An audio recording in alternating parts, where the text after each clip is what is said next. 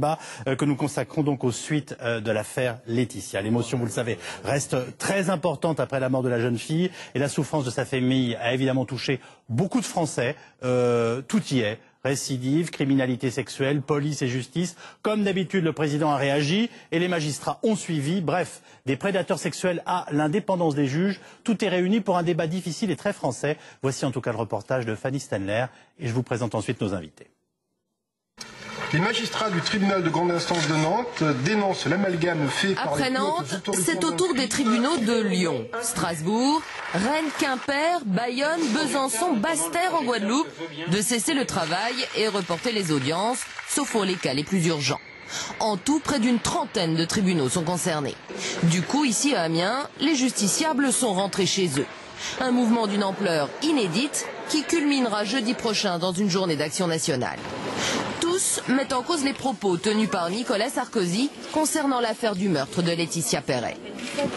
Quand on laisse sortir de prison un individu comme le présumé coupable, sans s'assurer qu'il sera suivi par un conseiller d'insertion, c'est une faute.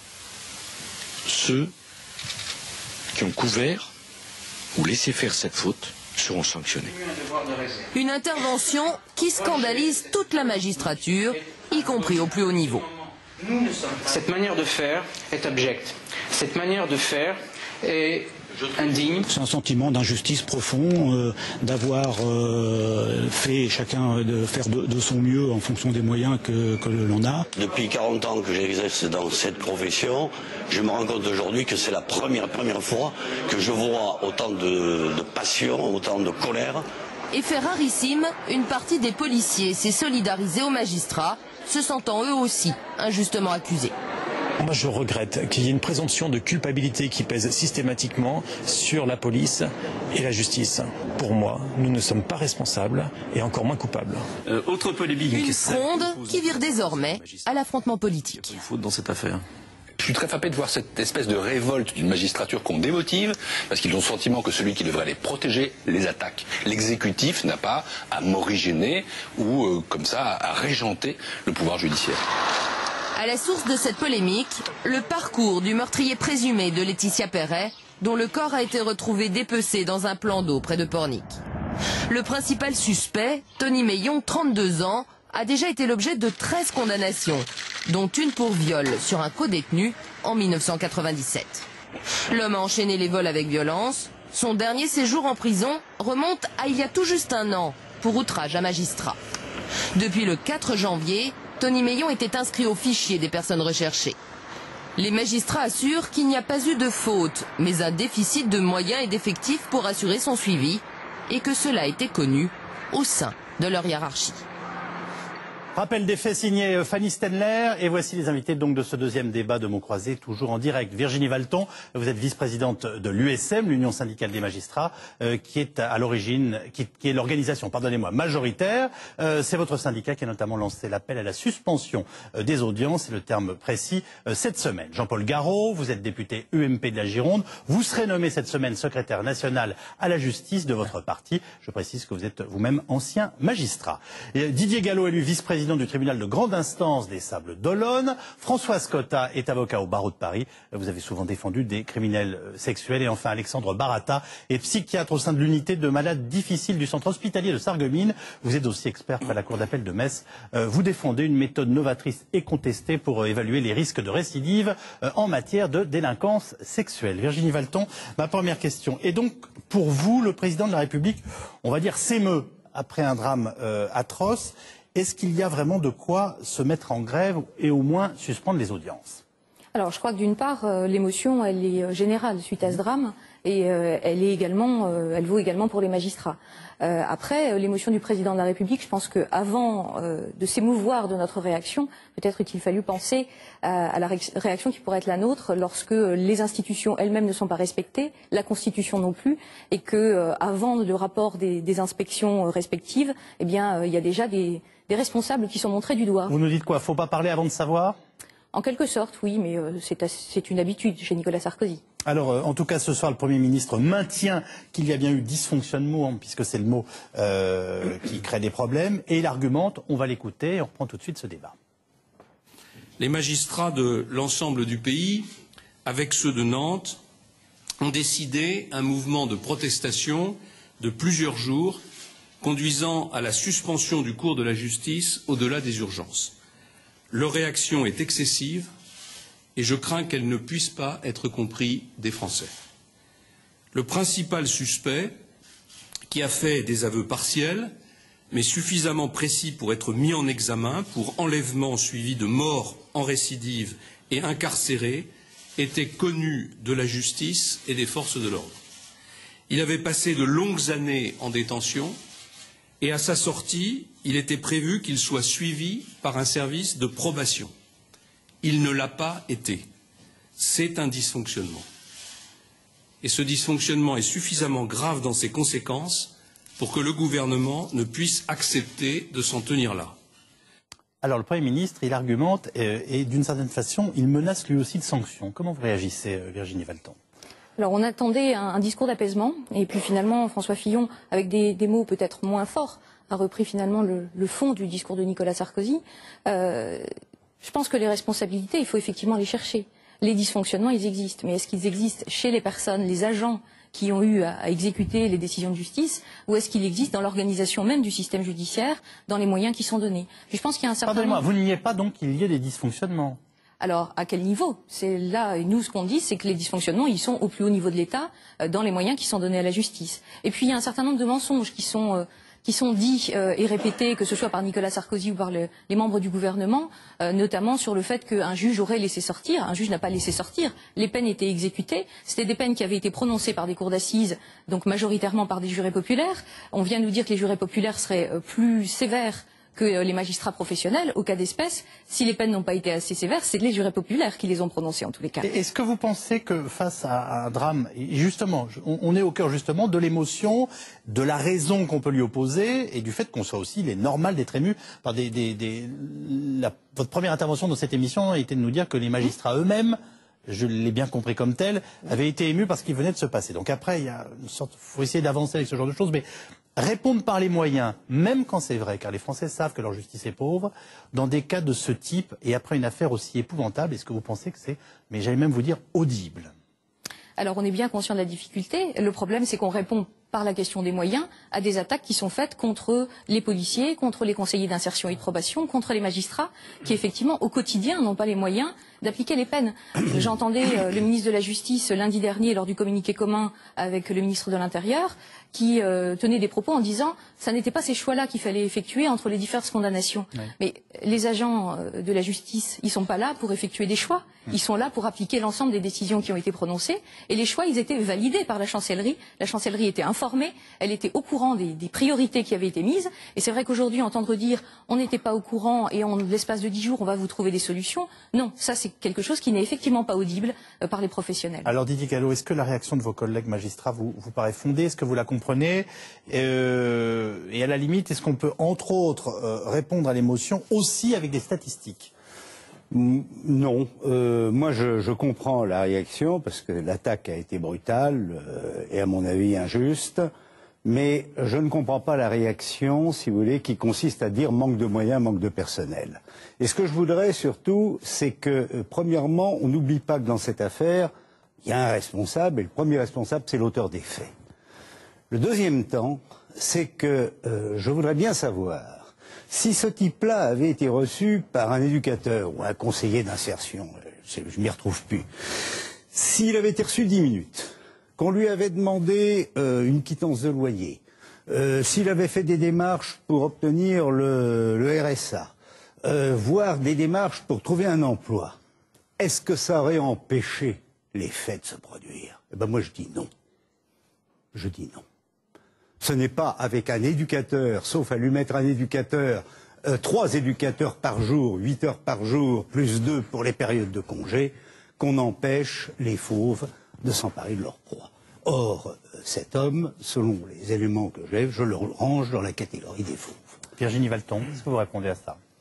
Je pense qu'il y a du vrai également. C'est vrai que parmi les mensonges qui sont faits au plus haut niveau de l'État, c'est faire croire que par des lois, par des missions parlementaires, on va réussir à éradiquer la criminalité et la récidive. Mais vous dites quoi aux Français? On peut rien faire?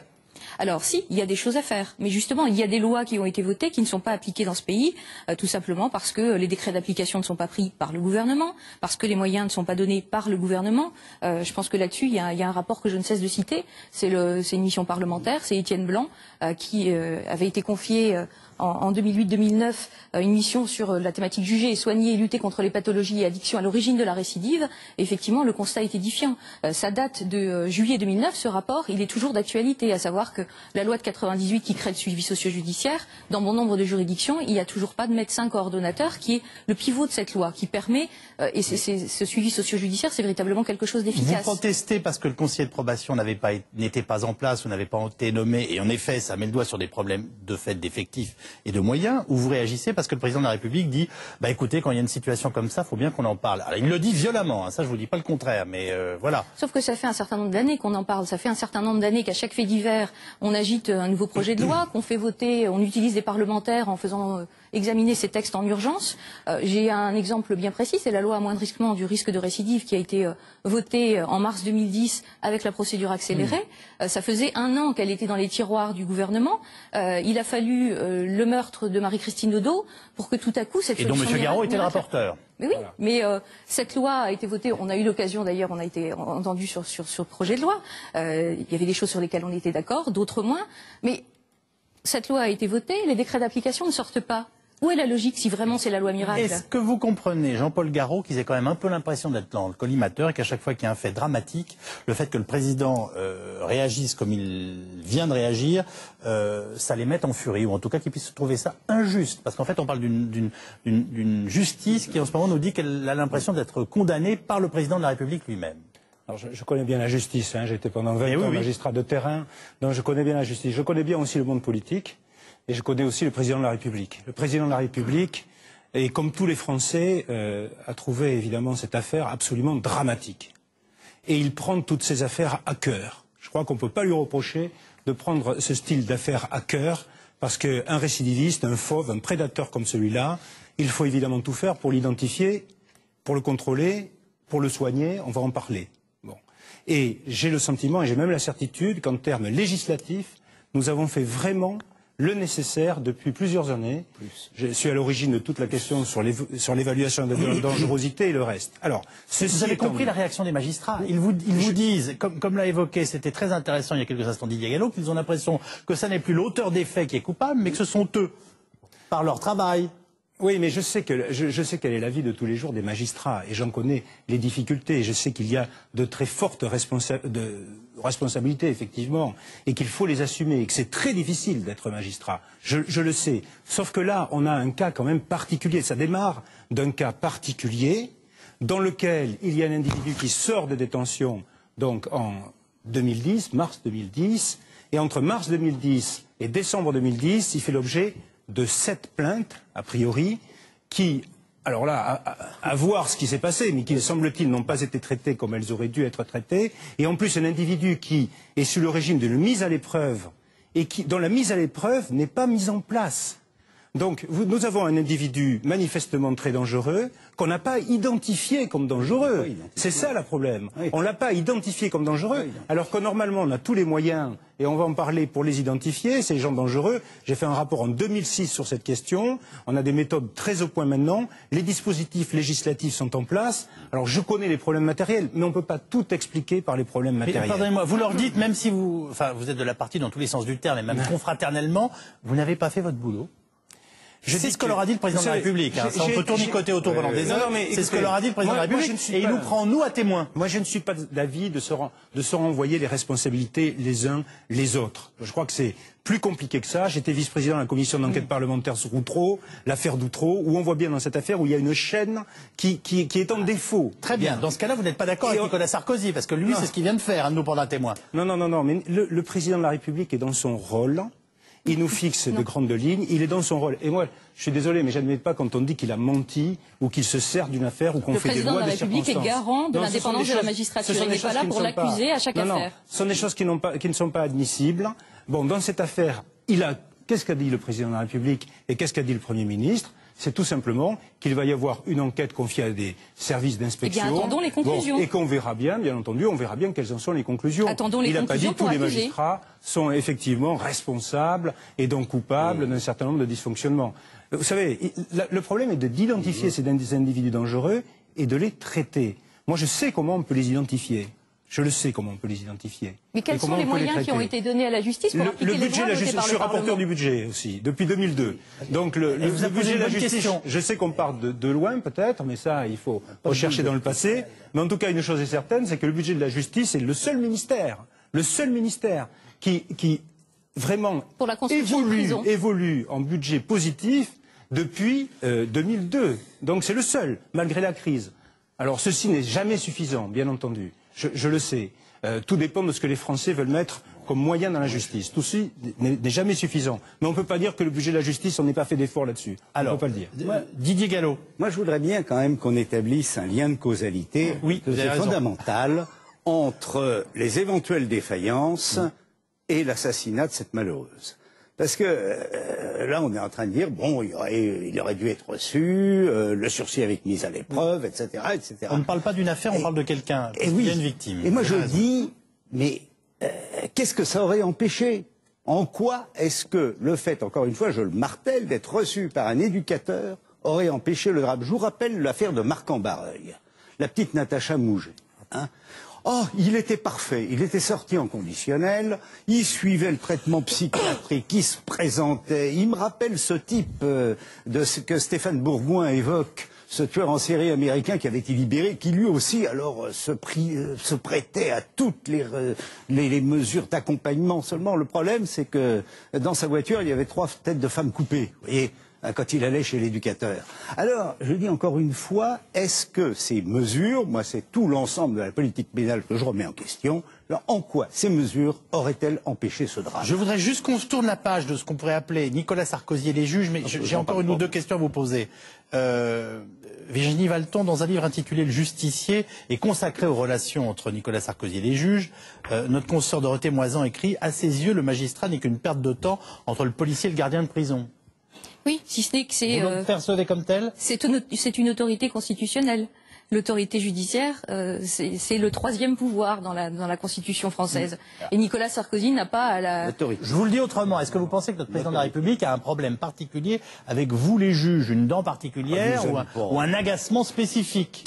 On finirait par se poser la question. Et effectivement, je pense que c'est l'origine de la grogne, puisque ce soir, il y a 158 juridictions qui ont décidé de se réunir en Assemblée Générale, 90 juridictions qui ont déjà ça va très vite, parce que le temps que je fasse 1h10 de débat sur la situation dans le monde arabe, et ça grossit. Ça monte très vite. Oui, ça monte très vite. La justice est lente, mais la colère est rapide. Je vous ai bien entendu dire, oui, il a un petit problème avec nous? Il nous aime pas?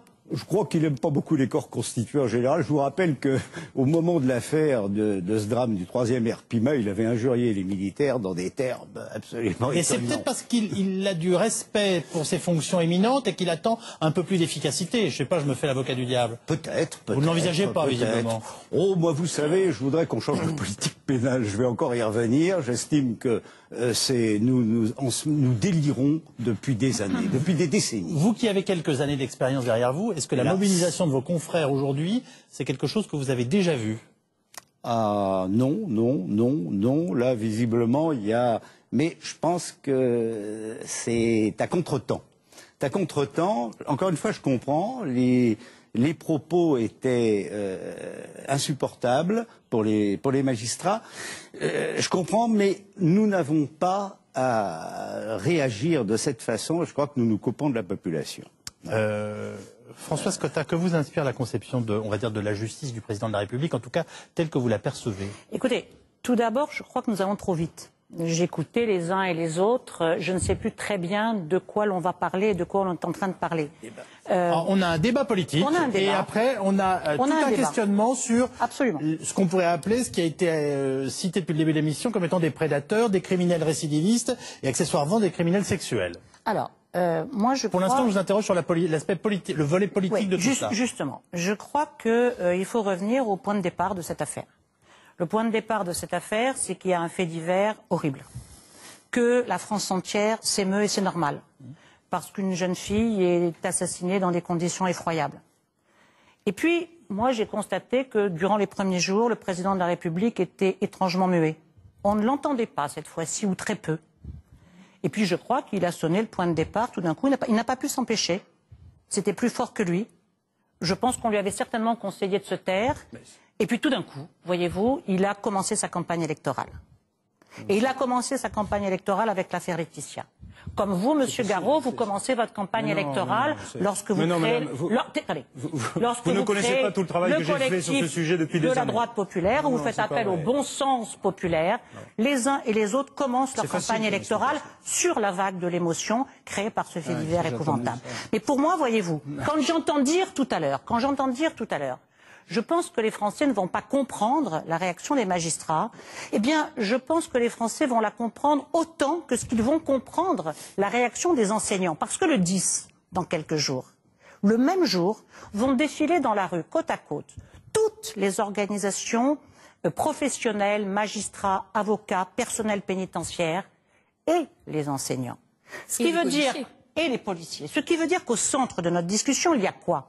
Il y a la conception que nous pouvons avoir du service public de la justice, du service public de l'éducation, du service public de la santé. C'est pour moi le point de départ de notre discussion. Puis-je vous faire remarquer que vous avez employé l'expression vous-même, mais que le bon sens populaire, c'est pas forcément une insulte. Et puis après, on peut dire aux Français qui sont intelligents, on peut aller plus loin. Mais voyez-vous, le bon sens populaire, je suis venu ce soir avec un appel. Moi, je regrette d'ailleurs qu'autour de cette table, il n'y ait pas les petits.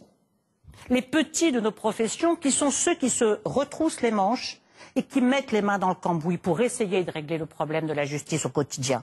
Je pense tout d'abord à ces fameux conseillers d'insertion et de probation. Je pense aux juges d'application des peines parce que ce sont eux qui sont en charge, voyez-vous, de la délinquance, de la prévention. On ne les a pas invités, c'est dommage. Je ne peux pas me faire leur interprète, je ne peux pas parler à leur place. Vous pouvez éventuellement refuser notre invitation et nous dire mais invitez donc un conseiller.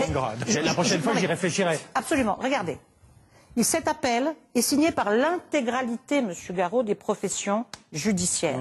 Est-ce que vous ne croyez pas qu'il y a des raisons pour que les propos du président de la République créent cette unanimité? Ce que vous venez de dire, nous madame, est assez sommes en insultant face d'un pour problème politique.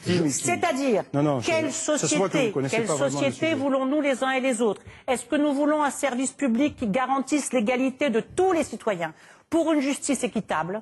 À partir de là, nous devons répondre et nous devons les uns et les autres nous positionner. Jean-Paul Garot, vous pouvez dénoncer ces propos, si je puis dire, mais en même temps, vous savez que nous allons de fait être en campagne électorale. Alors qu'on fasse des procès d'intention ou pas, d'ordre politique ou non, du coup, ça va pas changer les choses. Mais donc, Françoise Cotta vous interpelle là-dessus. Elle vous dit finalement, à l'UMP en ce moment, on exploite ces faits divers. Donc, en effet, vous avez raison. C'est au minimum très déplaisant. Qu'est-ce que vous répondez à cela? La réponse, la réponse est très facile. Madame Cotta, manifestement, ne connaît pas véritablement tout le travail qui a été fait sur le sujet depuis plusieurs années. Mais je le connais, monsieur. J'ai même les rapports que vous avez signés. Attendez, il vous répond. Vous l'avez interpellé, il vous répond. Vous l'avez interpellé, il vous répond. C'est pas quand même des lois de circonstances. 2006, il y a eu avant, il y a eu 2004, 2005, 2006, 2007, 2008, la loi du 25 février 2008, mars 2010. Et ça fait beaucoup de lois, mais vous savez, on revient de loin. On revient de loin. On revient de loin. Et vous admettrez quand même une chose. C'est que quand on a osé dire qu'il y avait des gens qui n'étaient pas réinsérables, on a osé le dire, cela. Et j'ai osé le dire qu'il y avait des gens qui n'étaient pas réinsérables. Comme il y a des cancers qui ne sont pas soignables, Monsieur Garot, il fallait en tirer toutes les conséquences. Vous êtes d'accord avec moi ou pas qu'il y a des gens qui ne sont pas réinsérables? Bien sûr, monsieur, comme des cancers qui ne peuvent pas être soignés. Ça, c'est nouveau, parce qu'il y a encore pas si longtemps de cela. Comme des tumeurs qui sont mortelles, oui, bien alors, sûr, Madame Cotta, qu'est-ce qu'on en fait? Mais bien sûr, monsieur, nous allons en débattre lorsque nous mais je vous pose la question. Qu'est-ce qu'on en fait? Monsieur, avant de se poser c'est facile de critiquer et de dire qu'on fait des lois de circonstances, mais qu'est-ce qu'on en fait? Avant de savoir si un criminel est réinsérable ou pas, il faut savoir ce qui est fait. Vous venez de dire qu'il y en avait qui n'étaient pas réinsérables. Qu'est-ce qu'on en fait, Madame Cotta? Qu'est-ce qu'on en fait? Eh bien, on va se poser le problème, monsieur. Ah non, il faut le résoudre. Et le président de la République veut qu'on le résolve. Effectivement. Le président de la République. Et on a des lois justement pour ça, et après il y a des problèmes matériels peut-être. Mais enfin, nous, on a répondu à cela. On a répondu à cela. Il ne faut pas dire des choses comme ça, comme ce que vous avez dit. Il ne faut pas le dire. Si vraiment elles avaient été efficaces, pourquoi y avait-il besoin d'en voter d'autres derrière? Parce que si elles avaient été réfléchies. D'ailleurs, à chaque fois qu'on met en place, excusez-moi, mais à chaque fois qu'on met en place une disposition législative, par exemple, moi j'ai créé des fichiers. Ah, fichiers, mais ça fait bondir les beaux esprits. Ça les fait bondir. Quand on a créé le fichier des empreintes génétiques, quand on l'a développé, quand on a créé le fichier des auteurs d'infractions sexuelles, quand on a amélioré tous ces dispositifs de police scientifique, quand on a créé le RDCPJ, justement, enfin, excusez-moi du terme, mais c'est un nouveau fichier, justement pour mieux cerner la personnalité de ces gens qui, effectivement, ont un passé pénal. Quand on crée tout ça, moi, à chaque fois, j'ai entendu des arguments comme Mme Cotta en disant, mais ce sont des lois de circonstance, vous réagissez à l'opinion publique, vous voulez vous faire élire. Monsieur le Président de la République vient de dire qu'il n'était pas nécessaire de voter une nouvelle loi. C'est lui qui l'a dit. Il vient de le dire. Non, mais je ne dis pas qu'il faut faire une nouvelle loi. Il est inutile de voter une nouvelle loi, il vient de le dire. Je n'ai jamais dit qu'il fallait une nouvelle loi. Je n'ai jamais dit qu'il fallait une nouvelle loi. Je dis simplement que l'arsenal législatif est actuellement suffisant, qu'on a progressé par étapes. Parce que moi j'entends encore les discours dans l'Assemblée nationale où on était traité vraiment de tous les noms, parce qu'on était d'affreux extrémistes, parce qu'on crée des fichiers. Mais moi j'ai pas d'état d'âme par rapport à ça. Monsieur, moi mon état d'âme, c'est qu'à Nantes, il y a 3 juges d'application des peines, 180 dossiers par conseiller d'insertion et de probation, alors qu'il devrait en traiter 80. Que lorsque vous êtes dans les maisons d'arrêt, il y a des centres médicaux régionaux psychologiques qui manquent étonnamment de médecins, qui manquent étonnamment de personnel soignant. Mais donnez-moi la solution à part ça, madame. Monsieur, déjà, je pense qu'il faudrait se donner les moyens de traiter ceux qui peuvent l'être. À part les moyens. Alors, attendez, Didier Gallo avait envie de réagir. Non, moi je dis simplement, est-ce qu'il y aurait-il eu, encore une fois, je me répète, 4 juges d'application des peines et le nombre de conseillers d'insertion? Est-ce que ça aurait empêché le drame? Très bien. 2 questions spécifiques à Virginie Valton, et on va dire qu'on laisse de côté ce qu'on pourrait appeler la polémique politique pour parler des criminels, des récidivistes et de la façon dont on les prend ou non en charge dans une société. Juste Virginie Valton, pose la question au premier degré, c'est est-ce que vous avez le droit de faire grève? Comment ça se passe dans les tribunaux cette semaine, puisqu'on en est à 185 juridictions concernées ce soir? Qu'est-ce qui est assuré et qu'est-ce qui ne le sera pas? Alors, effectivement, petite fiche signalétique. Nous n'avons pas le droit de faire grève, mais ça n'est pas une grève.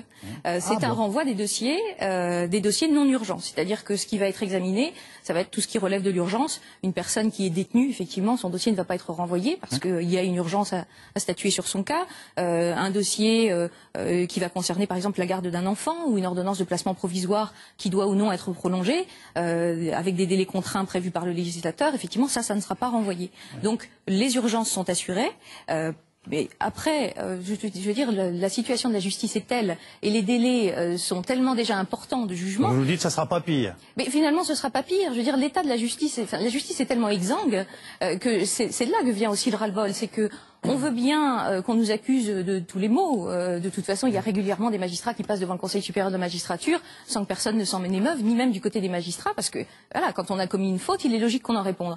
Ceci étant, quand la carence vient du plus haut niveau de l'État, et je suis désolée de revenir à la question des moyens, mais on n'est pas juste à quelques éducateurs qui auraient oublié de faire des heures supplémentaires. Je voudrais citer juste quelques chiffres et quelques propos. En 2004, Pascal Clément, avant d'être garde des Sceaux, était rapporteur de la loi traitement de la récidive des infractions pénales. Oui. Il expliquait très clairement la lutte contre la récidive, c'est une question de moyens. La société est en train de payer ses choix budgétaires. Vous voyez le nombre de juges d'application des peines, ils sont 250 pour suivre près de 170 000 mesures, soit 680 dossiers par juge.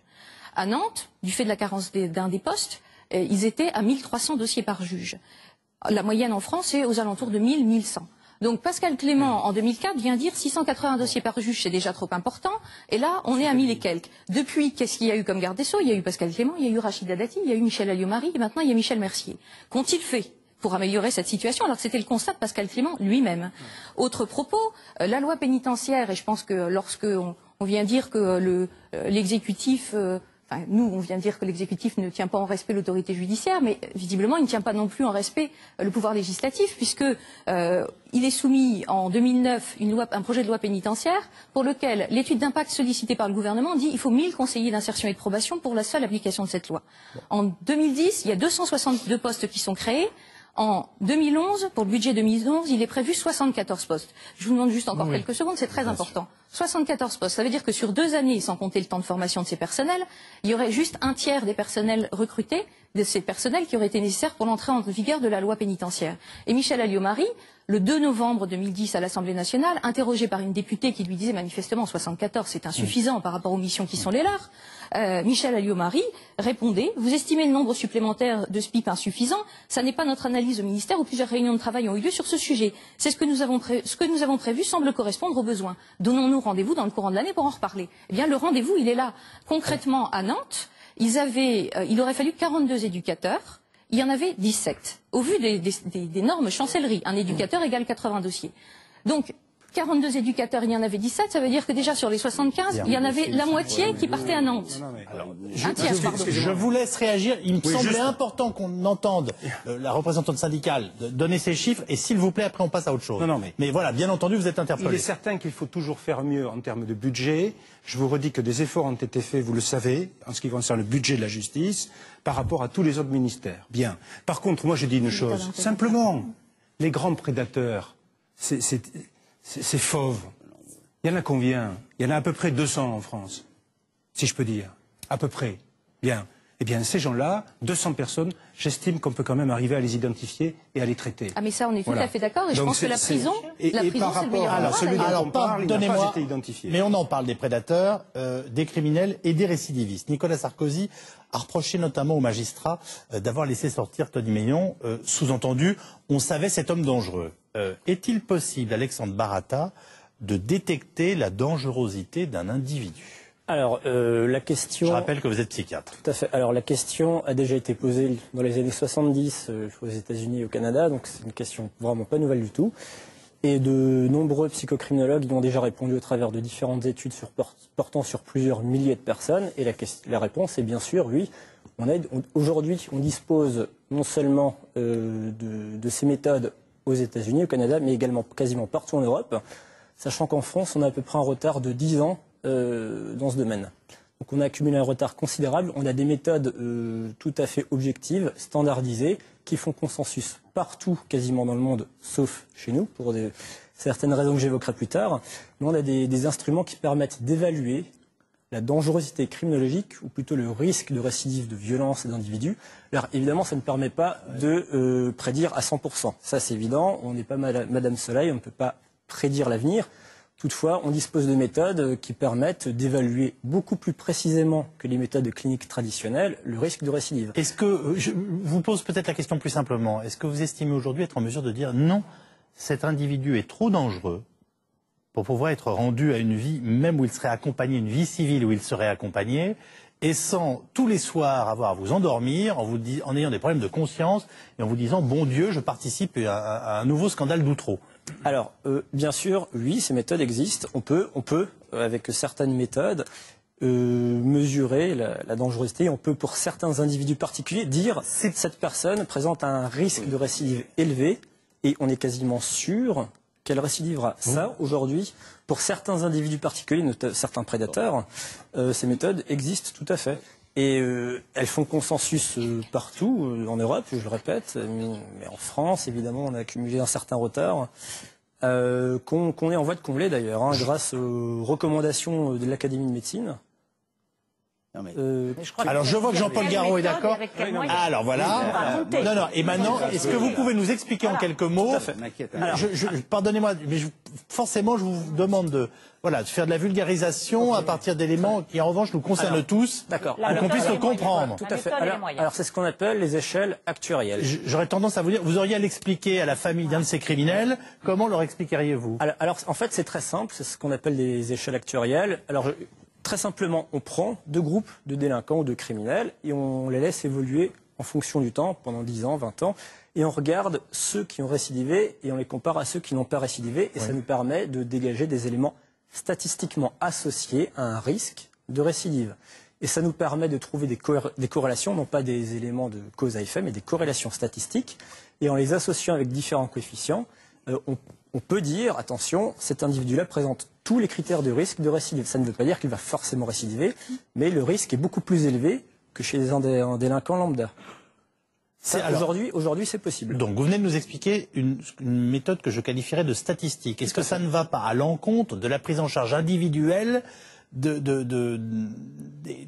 criminels et du justiciable? Alors, la question Après, on peut dire le droit français doit évoluer ou la psychologie française sur ces questions doit évoluer. Mais alors la question, vous comprenez ma question? Alors, la question se pose bien en amont.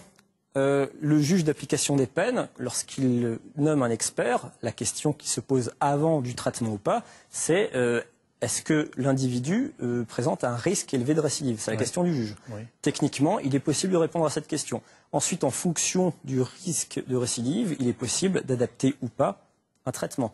Hein, je répète qu'on ne traite pas un cancer de la prostate localisé comme on traite un cancer de la prostate généralisé. Il y a différentes méthodes agressives à mettre en place en fonction de la gravité du trouble. Vous vouliez réagir? Oui, moi je suis un peu inquiet. Là, c'est tout de même quelqu'un qui a déjà tué, là, votre... Tout à fait. Ah oui, bon, d'accord. Qu'est-ce que vous sous-entendez? On n'a pas besoin de psy pour comprendre qu'ils sont dangereux. Non, mais je préfère quand même qu'on nous dise qu'il a déjà tué, parce que si on doit évaluer la dangerosité des gens a priori, moi je suis désolé, on n'a pas la boule de cristal à la sortie de l'école de la magistrature, hein, ou le marc de café. Premièrement, deuxièmement, s'il est déjà identifié comme étant dangereux, bon, a priori, est-ce qu'il y a tel... On distingue le type de crime. Enfin, le type qui a tué sa femme, c'est pas la même chose qu'un prédateur sexuel. Enfin, il y a des au cours d'une scène de jalousie. Alors, je me retourne à nouveau vers vous. La question est de savoir sur quels éléments on va dire un tel. Mais c'est pas si simple que ça. Alors, par exemple, le seul élément indirect en droit français pour évaluer la dangerosité, c'est le quantum de la peine. Quelqu'un qui prend 15 ans de prison ferme sera estimé, à mon avis à tort, plus dangereux que quelqu'un qui n'a pris que 5 ans de prison ferme. Ce qui n'est pas évident. Parce que, par exemple, le fait pour un père d'agresser sexuellement son enfant sera un élément aggravant dans la fixation de la peine, alors que quelqu'un qui agresse un enfant extrafamilial aura une peine forcément moins élevée. Alors qu'au niveau psychocriminologique, c'est exactement l'inverse. Le prédateur sexuel qui agresse un enfant extrafamilial aura beaucoup plus de risques de récidiver que celui qui agresse son Dernière question, y a-t-il des criminels sexuels incurables? Bien sûr, tout à fait. Alors au jour d'aujourd'hui, on le sait. Par exemple, les sujets qui ont un diagnostic de psychopathie, il a été démontré par plusieurs équipes indépendantes que les traitements mis en place non seulement n'ont aucun effet, que ce soit la castration chimique ou les psychothérapies, mais en plus, les groupes de parole augmentaient la récidive dans cette tranche de population. Ça, c'était démontré. C'est un élément assez récent, issu des études internationales sur des groupes assez importants de sujets. Et on sait que pour ces individus-là, que la prise en charge psychothérapique ou pharmacologique n'aura aucun effet sur la récidive. François Cotta, j'ai une question. Quand Nicolas Sarkozy dit qu'il faut appeler un chat et finalement un monstre, voilà, est-ce que ça vous choque ou est-ce que vous dites non, il y a des moments où il faut faire ce type de constat? C'est-à-dire que je trouve que c'est trop simple. Je trouve que c'est trop simple de dire ce sont des monstres. À la limite, ça rassure de dire ce sont des monstres. Parce que ce sont simplement des hommes qui commettent des actes monstrueux. Mais ce ne sont pas des hommes hors normes. Vous comprenez? Ce sont des hommes, ce sont des individus. Sinon, si c'était des êtres issus tout droit de la mythologie, ça serait tellement rassurant. Ce sont des hommes qui commettent ce type d'actes. Et cela doit nous interpeller. Et c'est là-dessus qu'il faut réfléchir. Comment est-ce qu'un être humain peut commettre effectivement ce type d'acte? Sinon, on est dans le fantasme avec le monstre. Mais moi, je voulais poser une question. Mais dans la réalité des faits, on n'est plus dans le fantasme. Mais dans la réalité des faits, on a des individus qui commettent ce type d'actes. Il faut bien regarder les choses en face. Ils sont des êtres humains. Ce ne sont pas des monstres. Donc vous nous dites qu'il y a des êtres humains. Il y a des êtres humains qui ne sont pas des monstres, mais qui commettent des actes monstrueux. Bien sûr. Mais bien sûr que ce sont des êtres humains. Il a une mère, il se conduit certainement en fils normal, il a eu une femme, ils ont tous, à un moment donné, des réactions humaines sur certains domaines, et pourtant, ils commettent des actes monstrueux. Voilà, non mais je vous interpelle simplement, pour qu'on n'ait pas l'air, je dirais, de faire de la philosophie, puisque vous-même, vous êtes confronté tous les jours avec des affaires terribles, et que voilà, Moi, je défends des êtres humains qui commettent effectivement des actes épouvantables, et je suis obligé de me poser la question, moi, comment est-ce que des êtres humains peuvent commettre ce type d'acte? Mais ce n'est pas en les rejetant dans le monde des fantasmes chimériques que je vais régler le problème. Je suis obligé de regarder les choses en face. Ce sont des êtres humains. On ne parle pas de fantasmes chimériques, on parle juste de prison. Mais bien sûr, mais ce sont des êtres humains. Ce sont des êtres humains qui commettent ces actes-là. Mais moi, je voudrais poser une question, docteur Baratin, parce qu'il y a des choses que... Oui, je voudrais vous poser une question. Oui. Vous prenez un échantillon de criminels qui sont passés à l'acte. Vous les regardez évoluer, je suppose, en milieu fermé. Et en milieu ouvert également. et en milieu ouvert. Vous les regardez, s'ils ont commis des types d'actes dont on parle, en règle générale, ils sont quand même condamnés de très longues peines. Dans la théorie. En théorie et même en pratique, voyez-vous. Donc vous allez les regarder évoluer comme on regarde évoluer un produit de laboratoire pendant des années en milieu fermé. Et puis, vous allez faire des constatations et vous allez reporter vos constatations sur un échantillon extrêmement particulier qui évolue dans un milieu particulier, sur des êtres humains qui vont arriver en détention, et vous allez essayer de faire coller les deux choses. Mais c'est le contraire de la vie. C'est le contraire de la réflexion sur l'individualisation des choses. Je voulais vous remercier d'essayer de m'apprendre mon métier. Non, pas du tout. Je vous pose la question. Elle vous repose simplement la question que vous avez posée il y a 5 minutes. Si vous voulez y apporter un élément en plus. Alors, premièrement, j'ai une pratique particulière, mais je me base, comme tout scientifique et comme tout médecin issus du corps médical, sur les éléments de la littérature internationale, ce qu'on appelle les éléments objectifs. Et ces éléments objectifs existent, portent sur près de... Alors, il y a eu plusieurs études. L'étude qui fait référence, c'est celle qui a été publiée par Carl Hanson, qui porte sur près de 30 000 sujets. Bon, c'est pas 5 individus qui évoluent pendant 10 ans en prison, dans une prison particulière, qui ont été suivis en détention et en milieu libre, et on sait quels sont les éléments, aujourd'hui on sait quels sont les éléments qui sont associés à un risque élevé de récidive. Et je voulais profiter de cette occasion pour rappeler quand même les chiffres de la récidive qui sont systématiquement sous-estimés en France. On a entendu parler de 2%, de 2,5%, ce qui évidemment complète, ce qui est une totale ineptie. Les études internationales le montrent, c'est 13,4% à 5 ans et 24% à 15 ans. Ça dépend pour quel type de récidive dans quel type général, de crime. Récidive générale. Alors, récidive, tout type psychocriminologique confondu, sexuel. Récidive sexuelle. Qu'il s'agisse d'exhibition, d'agression sexuelle, de viol. Vous ne pouvez pas mettre un signe égal entre un père incestueux et un violeur de parking. Tout à fait. Exactement. Ça n'a rien à voir. Exactement. Un père incestueux, père incestueux ne va jamais récidiver. L'objet de sa fixation, c'est sa fille, et c'est fait. Alors que le violeur de parking a un autre problème. Encore une fois, merci de m'apprendre mon métier. J'ai déjà vu... En tout cas, de nous apprendre à le découvrir. Alors, là aussi. Alors, j'ai déjà vu dans ma pratique des pères incestueux récidiver sur leurs petits-enfants. Je l'ai déjà vu plusieurs fois. Alors, pareil, je me réfère aux études scientifiques internationales. On sait que le père incestueux récidive beaucoup moins que les autres. Je l'ai dit tout à l'heure. On sait que c'est aux alentours entre 5 et 7% à 5 ans. Le violeur de parking, il en est à près de 25% à 5 ans de récidive. Là, on sait qu'il y a des profils associés à un risque de récidive. Le profil de l'un n'a rien à voir avec le profil de l'autre. Vous ne pouvez pas tout mélanger. Et dans cette c'est ce que je vous dis. Quelle est la fréquence de vos rencontres avec les intéressés? Parce que pour faire une étude approfondie, je ne suis pas forcément d'accord avec vos méthodes, mais moi, ce qui m'intéresse, c'est savoir justement à quelle fréquence il faut les rencontrer pour pouvoir faire cette étude. Et ensuite, Jean-Paul Garot tente de nous dire ce qu'on peut faire face à ça. Alors, moi, personnellement, je ne fais pas d'études. Je suis dans ma pratique clinique, mais les études que je cite portent sur plusieurs milliers de sujets.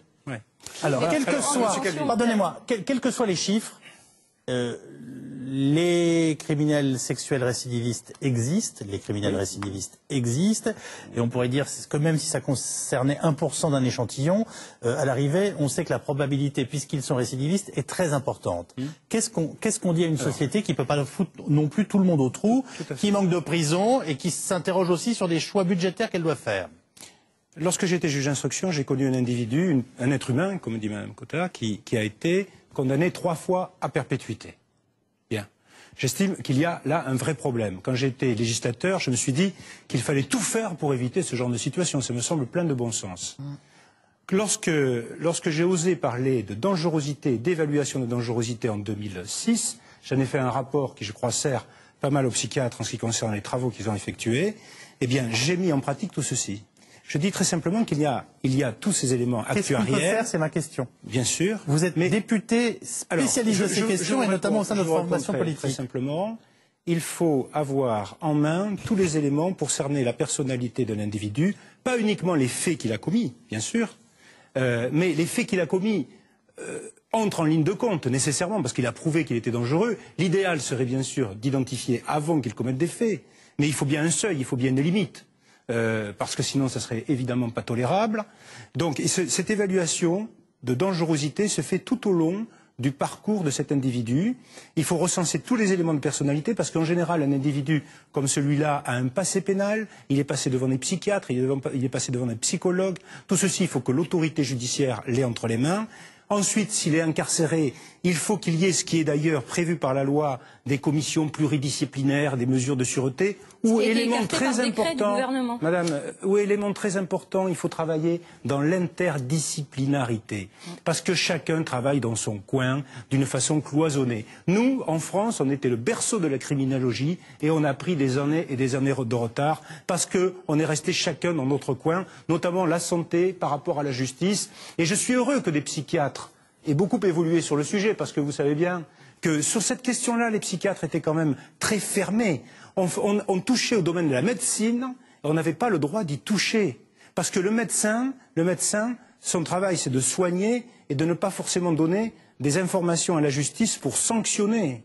Il y avait des problèmes, des postulats comme ça, des tabous comme ça, qu'il a fallu effectivement briser pour faire travailler les gens ensemble, et que pour tout au long de la détention, un parcours individualisé en détention, ça joue dans les deux sens. Jean-Paul Garot. Dans le sens des aménagements de peine et dans le sens d'une plus grande sévérité, avec la rétention de sûreté. Jean-Paul Garot, est-ce qu'on a les outils aujourd'hui? Oui, on a les outils. Parce que moi, ce que vous venez de nous décrire, c'était très intéressant, mais on se disait, oh là là, faut du monde, faut de la constance, faut des gens qui revérifient ce que les premiers ont vérifié.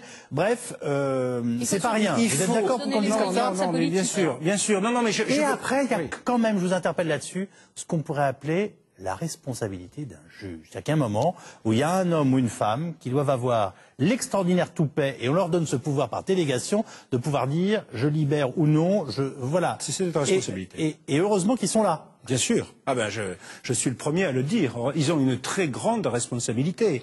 Il faut qu'ils aient justement, nous, notre ambition, c'est de donner aux juges, à l'autorité judiciaire, tous les outils pour juger dans les meilleurs, avoir tous les éléments en main. En tout cas, cette semaine, ils n'ont pas l'air de le comprendre. Hein, oui, mais il y a une grande incompréhension.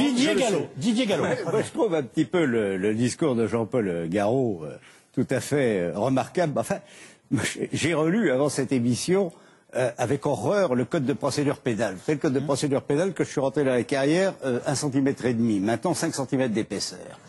Et puis, c'est comme le permis je me suis mis... qu'on vous fasse repasser votre... Voilà, ah oui, non, mais il faut de temps en temps, vous savez, je suis en fin de course.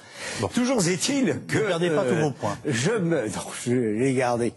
Que, je me suis dit, au moins, quand il y a eu un crime, on l'est identifié, les jurés condamnent, et puis, en général, si c'est affreux, ils prononcent une peine de sûreté. Oui. 22 ans, 30 ans. Puis alors, en feuilletant mon code de procédure, je suis sur un article, je m'aperçois qu'on peut relever les gens de la peine de sûreté.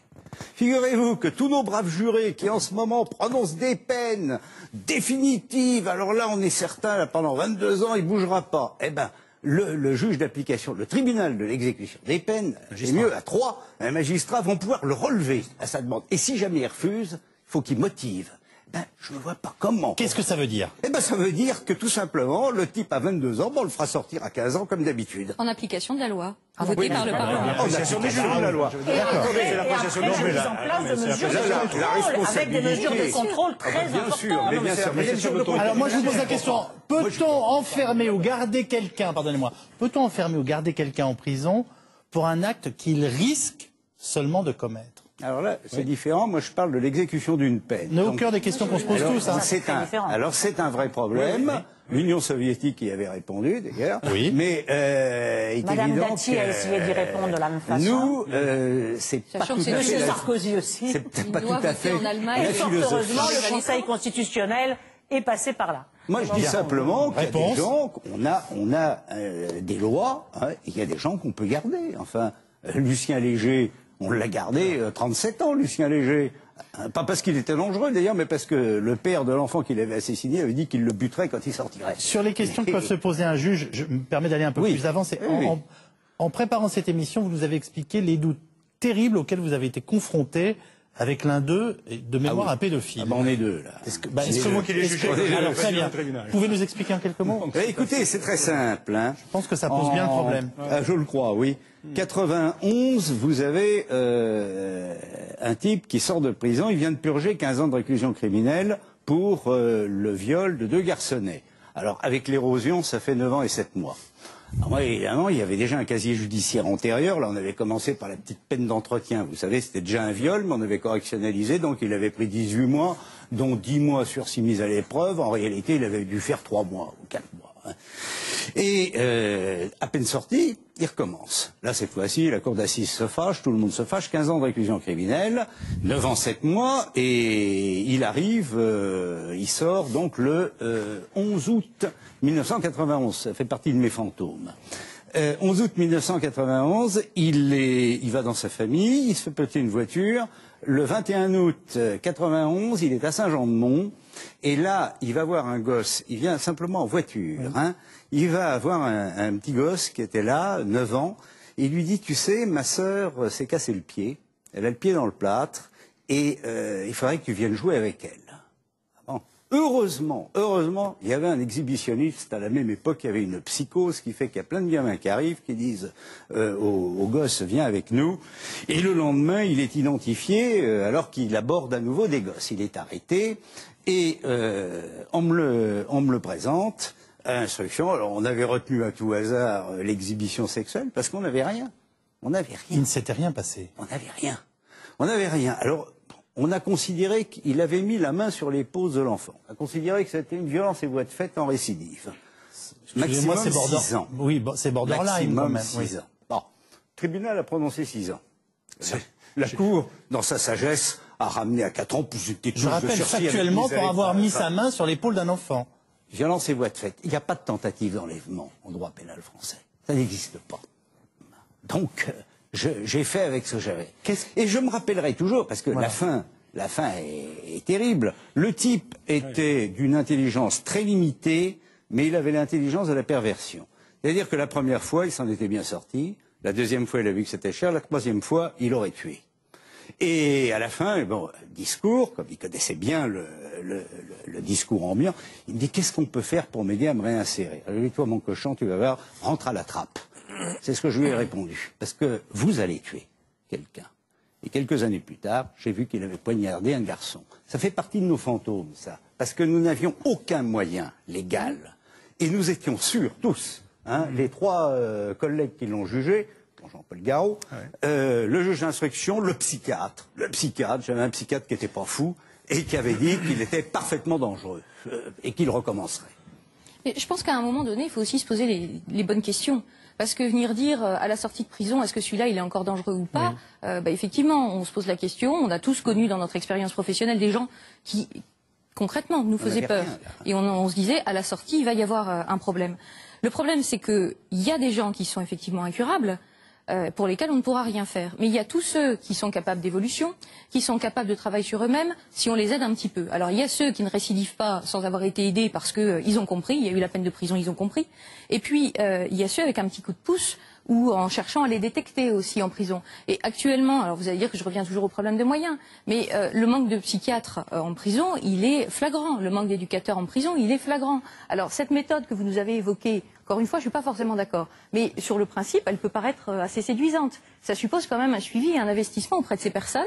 Et là, quand on a des gens qui, même ceux qui sont volontaires pour avoir des soins en détention, qui sont sur liste d'attente, qui attendent 4 mois pour avoir un psychiatre et qui ensuite ont environ un rendez-vous par mois, je me demande bien comment vous arrivez à les détecter. Et en tous les cas, ce qui serait utile à un moment donné, c'est qu'on se dise, qu'est-ce qu'on fait de la peine de prison? Est-ce que c'est juste pour éloigner, pour protéger la société? C'est pas juste pour ça, c'est aussi pour préparer la sortie, parce qu'un jour ils sortent. Je peux pas vous laisser repartir parce que mon chef de chaîne va me couper l'antenne, c'est son travail, il a raison. Parce qu'on a plus de 2 heures d'émission. Ça ne peut être qu'une phrase. D'accord. Ça surprend. Exercice de style. Alors, il faut savoir... Alors, pour les gens qui sont réinsérables, il faut savoir que des traitements existent. Au jour d'aujourd'hui, ces traitements ne sont pas appliqués en France. Le principal traitement appliqué en France, c'est les thérapies psychodynamiques, et ça a été démontré depuis les années 80, n'ont aucun effet sur la récidive violente ou sexuelle. Les seuls traitements qui sont efficaces, c'est les thérapies cognitivo-comportementales et la castration chimique, qui sont prescrits et mis en œuvre en France dans moins de 5% des cas. Merci à tous de votre présence. Juste un mot, moi je vais rendre un rapport bientôt à Jean-François Copé, dans lequel je vais dire plus de remise automatique de peine, et deuxièmement, 2 tiers d'une peine incompressible Bien, monsieur, après qu'elle ait été on termine prononcée. l'émission sur des paroles extrêmement négatives. C'est car normal. le principe même de la prison devrait être la réinsertion, et vous le savez parfaitement bien. Merci à tous de votre présence. Rapidement, les livres de l'émission, première et seconde partie. Didier Gallo, Les Fossoyeurs de la Justice, Chalba Michel, un juge d'instruction, accuse. 3 livres d'Allah El Aswani, qui est un très grand écrivain égyptien qui intervenait dans notre première partie. Si vous voulez faire court, lisez J'aurais voulu être égyptien, paru chez Actes Sud, mais il y a aussi L'immeuble Yacoubian, très connu, adapté au cinéma, et Chicago, du même auteur. Sous la direction d'Alain Finkielkraut, L'interminable écriture de l'extermination aux éditions Stock, Le temps des chimères d'Hubert Védrine aux éditions Fayard, et Les nouveaux terroristes par Mathieu Guidère aux éditions Autrement. Avant de nous séparer, et en remerciant une nouvelle fois nos invités. Un dernier merci à Gilles Bornstein qui a préparé ces 2 débats, Tristan Carnet qui vient de les réaliser. Vous retrouvez lundi 14 février Benoît Duquesne, complément d'enquête, pour une émission intitulée Nos amis les dictateurs. Nos pensées, bien entendu, à nos amis Hervé Guéquière et Stéphane Taponnier, retenus en Afghanistan depuis 405 jours. On se retrouve, nous, le 21 février pour Mots croisés.